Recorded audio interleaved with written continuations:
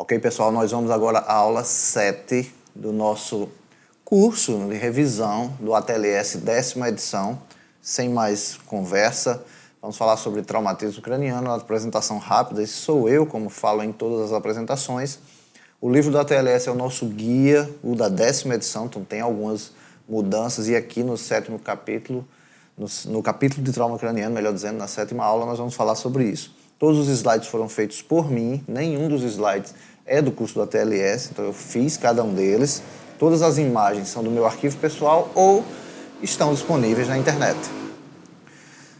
As aulas desse curso, as aulas que eu aqui apresento, não substituem o curso do ATLS, não substituem o PH-ATLS, não tem essa pretensão, então façam o curso. Você que é de enfermagem, faça o ATCN, Advanced Trauma Care for Nurses.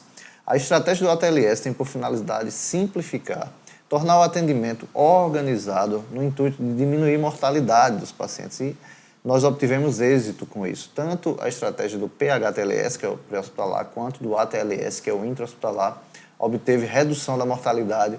Os estudos estão disponíveis na internet para todos terem acesso.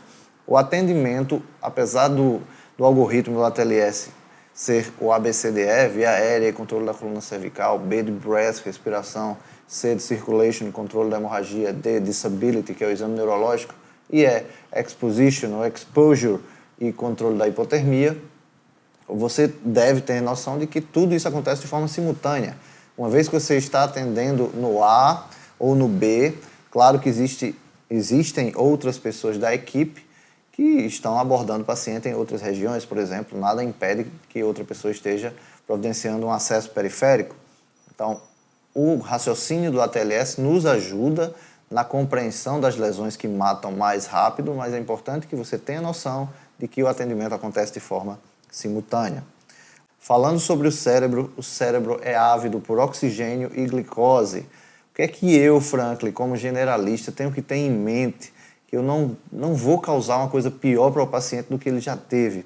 Como é que eu, que não sei abrir uma cabeça, não sei fazer uma craniotomia descompressiva, posso auxiliar no melhor atendimento para esse paciente? Você fazendo duas coisas, você evitando que esse paciente tenha hipóxia e você evitando que esse paciente tenha hipotensão, você está fazendo o seu melhor.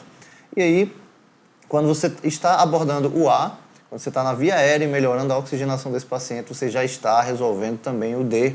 Você já está evitando que ocorra uma injúria secundária. Quando você está no B, melhorando a ventilação desse paciente, você está evitando que ocorra hipóxia. Quando você está no C, tentando descobrir a causa do sangramento e hidratando esse paciente, fazendo a expansão volêmica com 1000 ml de solução cristalóide, você eleva a pressão, você evita que ocorra uma hipotensão desse paciente, você está reduzindo o risco desse paciente ter uma injúria secundária no cérebro. É a melhor coisa que você, como médico generalista, pode fazer por esse paciente. Evite hipotensão, e a hipotensão é abaixo de 90 milímetros de mercúrio. Evite hipóxia, e você tem dois parâmetros para hipóxia, a PaO2 menor do que 60 milímetros de mercúrio e a saturação de oxigênio abaixo de 90%. Então você deve evitar isso. Você deve manter a saturação de oxigênio acima de 90% e manter a PaO2, e aí você vai ter isso na gasometria arterial, acima de 60 milímetros de mercúrio. Se você faz isso, você consegue evitar que o paciente tenha uma injúria secundária. Não uma lesão secundária, porque às vezes acontece o traumatismo primário e pode causar umas lesões secundárias por edema. Isso aí não tem muito o que você fazer. Mas se você consegue evitar hipóxia e você consegue evitar hipotensão, é a melhor coisa que você pode fazer por este paciente. Além disso, nós temos que saber avaliar neurologicamente. Nós, médicos generalistas, e você que está assistindo essa aula, provavelmente você é generalista, você que também está assistindo, provavelmente é enfermeiro ou enfermeira e atende em urgências, você deve saber que a gente não vai fazer nada muito além do que um exame neurológico básico. E o que é o exame neurológico básico que nós temos que saber? Escala de Coma de Glasgow e resposta pupilar. Eu devo saber que a escala de Coma de Glasgow, o score vai variar entre 3 e 15. Ah, Franklin, mas eu ouvi falar que agora mudou o Glasgow, a resposta pupilar também está associada. Não, isso aí não mudou. Na verdade, adicionou-se um score que equivale à escala de Coma de Glasgow menos a resposta pupilar, o score de resposta pupilar, que é o PRS, Pupil Response Score, e aí eu vou falar sobre isso mais adiante, mas a escala de Cohen-Glasgow permanece a mesma entre 3 e 15. O que mudou no ATLS da 10ª edição é que o que em outrora se falava que era resposta à dor ou reatividade à dor, agora a gente fala sobre resposta à pressão. Então você vai fazer pressão em alguns pontos específicos. Quais os pontos específicos que você vai fazer pressão? Região supraorbitária e ungueal. Então, o que em outrora se dizia, o paciente localiza a dor, hoje a gente já fala, o paciente localiza o estímulo de pressão. Isso mudou nessa edição do ATLS, ok? É uma adaptação da escala de Glasgow, mas continua sendo resposta, abertura ocular, melhor dizendo, que vai de 1 a 4, melhor resposta verbal, que vai de 1 a 5, e melhor resposta motora, que vai de 1 a 6. Se o paciente não abre os olhos, o paciente não fala, e o paciente não se mexe, ele vai ter um Glasgow de 3, ele está em coma grave. Se o paciente tem todos esses três parâmetros normais, então o paciente vai ter um Glasgow de 15. E qual a outra importância de saber da escala de Glasgow? Eu sei que o paciente com Glasgow 15, 14 e 13 tem um trauma craniano leve. Pacientes com Glasgow entre 12 e 9 têm um trauma craniano moderado. Pacientes com Glasgow entre 8 e 3 têm um trauma craniano grave. E daí? O que é que eu preciso saber além disso? Todos os pacientes com traumatismo craniano moderado e grave devem realizar tomografia computadorizada. E se você está em um ambiente que não tem neurocirurgião, e dependendo de cada caso, é provável que esse paciente precise de uma avaliação neurocirúrgica. Você sabendo disso, e também dos pacientes com trauma craniano, e eu vou falar aqui, trauma craniano leve que precisam de tomografia, você vai saber precocemente quando encaminhar para uma avaliação neurocirúrgica. Vamos adiante. A hipóxia e a hipotensão podem tornar sua abordagem no tratamento do trauma craniano inútil. Foi só o que eu falei, estamos repetindo. Evite hipóxia e hipotensão, contactar o neurocirurgião precocemente. A avaliação neurológica de urgência deve ser feita por qualquer médico generalista. Qualquer. Enfermeiros também. Quando eu falo para médicos aqui, pessoal, não acho que isso é preconceito, não. O ATLS é um curso feito para médico e o ATCN é feito para enfermagem. Então, estenda para enfermagem também. A abordagem é um pouco diferente para cada profissional, mas a informação é a mesma para ambas as profissões, ok? Então, a avaliação neurológica de urgência deve ser do domínio de qualquer profissional, médico ou de enfermagem, e consiste em escala de Cohen-Glasgow e resposta pupilar. Nós vamos ver mais adiante. A radiografia de crânio não tem valor nenhum nesses pacientes. Pacientes que têm uma radiografia de crânio anormal, que tem uma fratura, por exemplo, já tem indicação de tomografia. Então você não vai ter espaço para isso numa urgência, tá? Quase nunca se faz mais tomografia, melhor dizendo, quase nunca se faz mais radiografia do crânio. A tomografia computadorizada deve ser realizada se não retardar a transferência e o paciente estiver hemodinamicamente estável. Isso é muito importante, pessoal. O paciente tem que estar hemodinamicamente estável. Não se faz tomografia computadorizada, seja de qual região for, com um paciente instável. Já vi casos que me relataram, o paciente faleceu no caminho da tomografia. Como assim? O paciente que falece no caminho da tomografia não está precisando de tomografia. Ele está precisando de um atendimento e uma abordagem, uma reanimação, dependendo da causa de sua morte. Para você fazer um exame de tomografia computadorizada, é necessário que o paciente esteja hemodinamicamente estável. E não confunda hemodinamicamente estável com hemodinamicamente normal. Trauma craniano não justifica, a priori, causa de choque hipovolêmico. Eu falei lá na aula de choque, e choque você já sabe que não é sangramento necessariamente. Em trauma, na maioria das vezes, mas choque é hipoperfusão tecidual de O2. Falei na aula de choque, se você não viu, veja. Porém, quando você vai raciocinar como causa de sangramento, não é o trauma craniano. Não é o sangramento que está lá dentro do crânio que está causando o choque hipovolêmico. Você vai pensar nas 5 topografias possíveis de perda volêmica. Tórax, abdômen, pelve, osso longo e o local. O local pode ser na topografia, exemplo, lesão de artéria femoral. Ou no local do ocorrido. Pode ser que o paciente tenha perdido sangue lá, o pré-hospitalar passou, fez toda a limpeza do paciente, chegou no hospital e você atendeu esse paciente e não viu nenhuma perda volêmica. O paciente perdeu no local. Um caso clínico, jovem de 19 anos, sexo masculino, caiu de um pé de manga e bateu a cabeça. Então teve um trauma craniano. Perdeu a consciência por 5 minutos e apresentou um episódio de vômito. Pessoal, de cara isso aí já tem indicação de tomografia. Por mais que o paciente estivesse com Glasgow 15, que é o que a gente vai ver aí. Hematoma na região frontal, né? Ele estava consciente, orientado, não tinha hipotensão, a PA 110/70, frequência cardíaca 90 batimentos por minuto, frequência respiratória 16 incursões por minuto, ou seja, nenhuma alteração. Abria os olhos espontaneamente, então a abertura ocular, 4 pontos para ele, obedecia aos comandos e falava inteligivelmente. Obedecia aos comandos, 6 pontos na melhor resposta motora e falava inteligivelmente, resposta verbal, 5 pontos, Glasgow de 15. As pupilas estavam isocóricas e fotorreagentes. Isocóricas estavam iguais, né, uma pupila e a outra, e reagiam à luz. Você tinha reação das pupilas. O oxigênio por cateter nasal foi administrado para esse paciente e o médico viu que o paciente estava muito bem e confiou na sua experiência e disse, não, eu vou observar. Porém, não havia necessariamente neurocirurgião e ele decidiu observar esse paciente no hospital onde ele estava. Mesmo não havendo neurocirurgião nem tomografia. O paciente de cara precisa de uma tomografia. Por quê? Perda de consciência e vômito. Vamos adiante. Quais minhas prioridades? Pessoal, bateu a cabeça, não muda nada. ABCDE. É gestante, não muda nada, ABCDE. Idoso, ABCDE. É o prefeito, é o vereador, quem for, ABCDE, não muda a prioridade. E lembre-se que no caso do trauma craniano, você fazendo A, fazendo B, fazendo C, você já está tratando o D. Por quê? Porque você deve evitar hipotensão e hipóxia. Lembre-se, o que em outrora era possível, aliás, o que em outrora existia, que era a distribuição trimodal, hoje existe como mais ou menos uma distribuição bimodal. O pré-hospitalar fez com que muito mais pacientes chegassem vivos no hospital e o intra-hospitalar e a abordagem do ATLS, a abordagem precoce, fez com que muitos pacientes vivessem.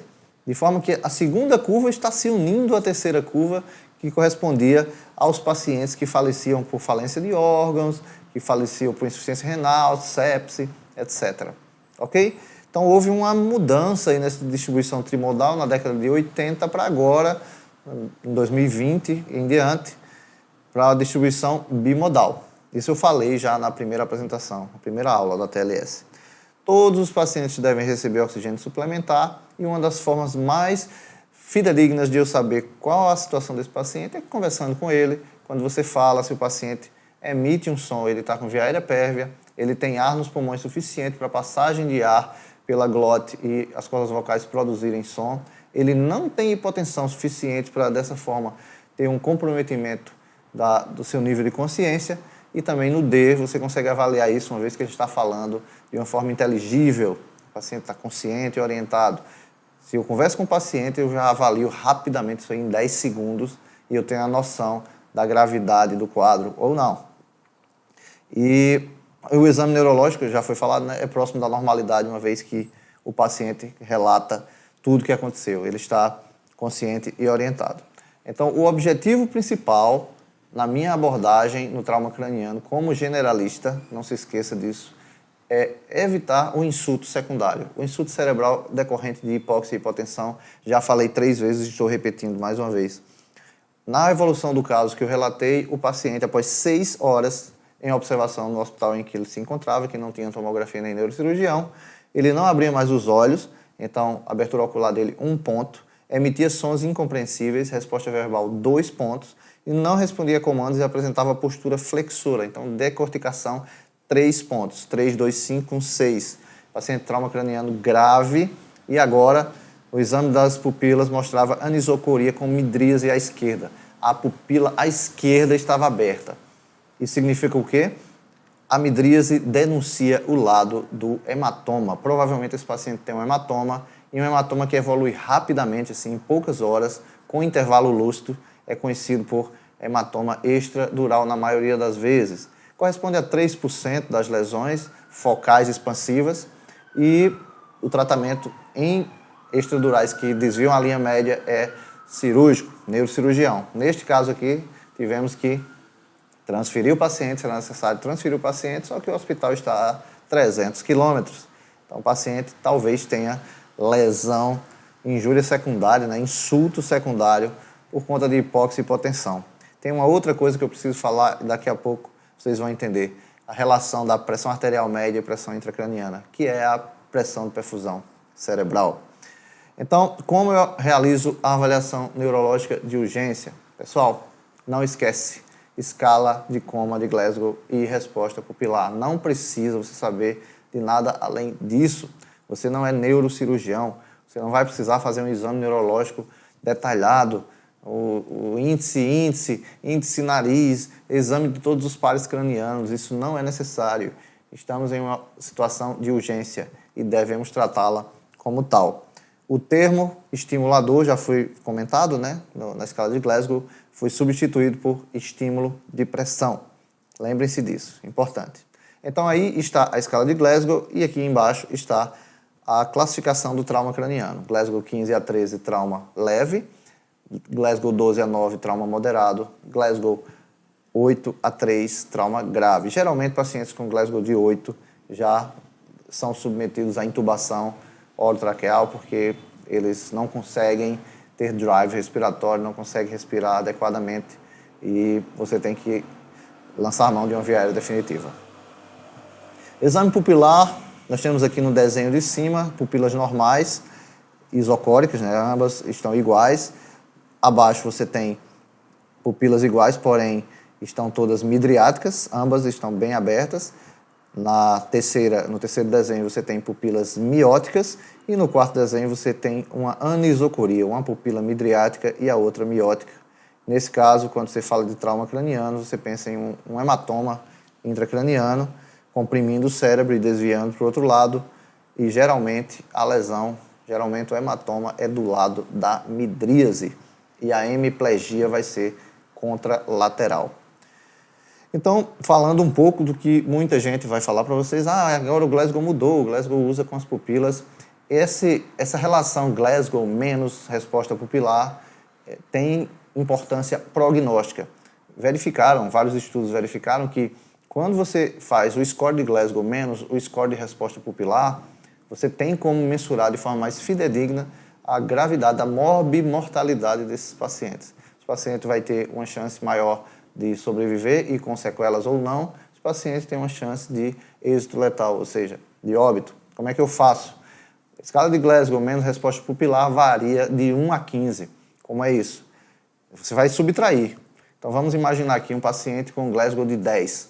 Tá? Se o Glasgow é de 10, eu vou avaliar as pupilas. A resposta pupilar vai variar de 0 a 2. Se as duas pupilas reagem, vou adicionar o valor 0. Se as duas pupilas são fotorreagentes, 0. Então, Glasgow de 10 menos 0 mantém Glasgow menos pupilas, 10. Agora, segunda situação. Uma pupila apenas é fotorreagente. Então, eu tenho um Glasgow de 10 e o score que eu vou colocar é 1. Uma pupila foi fotorreagente.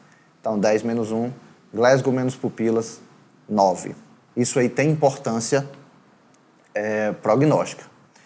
Terceira ocasião, Glasgow 10 e nenhuma das pupilas reage. Então, 2. Se nenhuma das pupilas reagiu, o valor é 2, o score que eu coloco. Eu vou subtrair 10 de 2. Glasgow menos pupilas vai ser 8. Isso tem importância prognóstica. Se você quiser mais detalhes em relação a isso, procura na internet, que sem dúvida você vai encontrar. Mas é prognóstico. Na prática, a gente usa o Glasgow e funciona muito bem. Então, repetindo mais uma vez, como eu vou prevenir lesão cerebral secundária, ABCDE. Quando eu estou abordando via aérea, eu já estou prevenindo lesão cerebral. B também, C também. Bom, deixa eu explicar para vocês aqui sobre pressão de perfusão cerebral. A pressão de perfusão cerebral equivale à pressão arterial média menos a pressão intracraniana. Tenta raciocinar e entender isso. Se eu tenho um hematoma intracraniano, eu aumento minha PIC, minha pressão intracraniana. Então, para eu manter a pressão de perfusão cerebral, eu tenho que aumentar a pressão arterial média. Então, não raramente, esses pacientes que têm trauma craniano com lesão em expansão, com hematomas, eles estarão hipertensos. é esperado que o paciente tenha hipertensão, então não cometa o erro de fazer hipotensor nesse paciente. Tem um nível de hipertensão ali que é até seguro, 160, até 170 de pressão você pode manter sem problemas para esse paciente, porque é um mecanismo compensatório. Mas se lembre que esse paciente vai precisar de avaliação do neurocirurgião. Então, pressão de perfusão cerebral é igual a PAM menos a PIC. Piques acima de 20 são piques altas. A pique normal no adulto é de 10 a 15 milímetros de mercúrio. A proporção que a idade é menor, você tem piques menores. Pique de uma criança jovem de 3 a 7 milímetros de mercúrio, pique de um neonato, olha só quanto, 1 a 6 milímetros de mercúrio, você tem as fontanelas todas abertas, então a pressão intracraniana é bem baixa. Fatores que pioram o prognóstico dos pacientes. Hipotensão, já falei, abaixo de 90 milímetros de mercúrio. Hipóxia, com PaO2 menor que 60 milímetros de mercúrio. Ou saturação de oxigênio, do oxímetro de pulso, abaixo de 90%. PPC, ou seja, pressão de perfusão cerebral, menor do que 50 milímetros de mercúrio. Pressão intracraniana maior do que 20 milímetros de mercúrio. Já falei isso aqui também. Ok? Temperatura maior do que 38, hiperpirexia pode ser ruim para o paciente, está associada a um pior prognóstico. Quando eu vou fazer uma tomografia, eu tenho que saber se a tomografia vai ser com contraste ou sem. Pessoal, não esquece, padrão ouro para tomografia de crânio no trauma craniano é sem contraste, porque existem 5 coisas que aparecem brancas na tomografia. Primeira coisa, sangue, cell blood, são 5 Cs. Cell blood aparece branco. Contraste, também aparece branco. Corpo estranho, também aparece branco. Calcificação, aparece branco. Celularidade, alguns tumores podem aparecer. Não necessariamente todos os tumores cerebrais. Então, 5 Cs que vão aparecer na tomografia computadorizada na cor branca. Ora, se contraste aparece branco e sangue aparece branco, e eu quero ver sangue, eu não vou fazer contraste. Isso é o óbvio. Então, padrão ouro, a tomografia de crânio no trauma é sem contraste. Não se esqueçam disso. Quais pacientes devem se submeter à tomografia? Já falei aqui, vou repetir. Todos os pacientes com trauma craniano leve e moderado. Falei bobagem. Todos os pacientes com trauma craniano moderado e grave. Pacientes com trauma leve que têm história de vômito e perda de consciência. Extremos de idade, idosos, crianças. Já falei perda de consciência e vômito. Fratura de calota craniana e sinais de fratura de base de crânio. Quais são os sinais? Sinal do Guaxinim, né? Sinal de Barrow, otolicorreia, rinolicorreia e também você pode ter um hemotímpano, se você fizer a otoscopia. Lembrem-se, todos esses pacientes devem estar hemodinamicamente estáveis. Você não vai fazer tomografia em paciente instável, ok? Você não quer que o paciente faleça no caminho da tomografia. Pacientes com alto risco de lesão intracerebral. Aqueles pacientes que têm deterioração ou rebaixamento do nível de consciência. Sinais neurológicos focais, o paciente está hemiplégico. Lesões penetrantes ou afundamento de crânio. E perda de tecido cerebral, aí já é óbvio, né? Você tem lesão intracerebral, sem dúvida. Nos achados tomográficos que nós, como generalistas, buscamos, o que é que eu quero ver? Quero ver hematomas, e você vai ter extradurais, subdurais, intraparenquimatosos, hemorragias subaracnoideias, contusões. Aqui nós temos à esquerda uma foto de um hematoma extradural. Essa é a foto clássica do padrão em dupla lente ou lente biconvexa. Aqui nós temos um extradural à direita desse paciente. Aqui à direita, aqui à esquerda. E aqui à direita do slide você tem um subdural agudo. E para você comparar com as lesões que não são brancas, aqui você tem uma hidrocefalia, só para você comparar. Ok? Veja que aparece escuro, isquemia também aparece escuro. Então lembre-se, a hipertensão pode ser um mecanismo de compensação, como eu já falei. Prevenir hipóxia e hipotensão é a melhor coisa que você pode fazer como médico generalista. Use a TC de crânio em caso de dúvida e solicite o parecer neurocirúrgico embasado no que você estudou, nessas coisas que eu falei aqui e nas informações que você vai buscar aí nos livros. Este é meu site, esta é minha página e esta é minha página do Instagram. Vamos à próxima aula. Um abraço. Até a próxima.